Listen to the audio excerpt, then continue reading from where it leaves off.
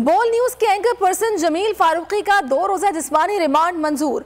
जमील फारूकी को FIA के हवाले कर दिया गया।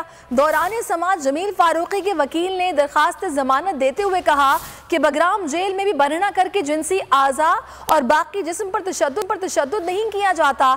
जो बात जमील फारूकी ने की उसकी तस्दीक शहबाज गिल ने भी कर दी।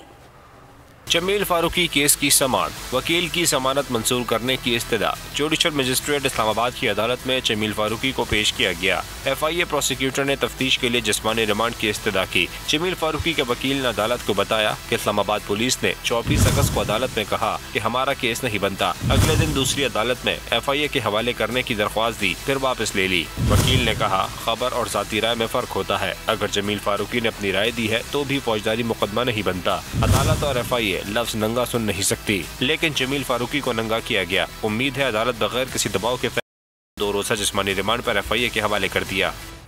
मैं हूं जैस्मीन मंजूर और आप मुझे देखेंगे सिर्फ बोल पर।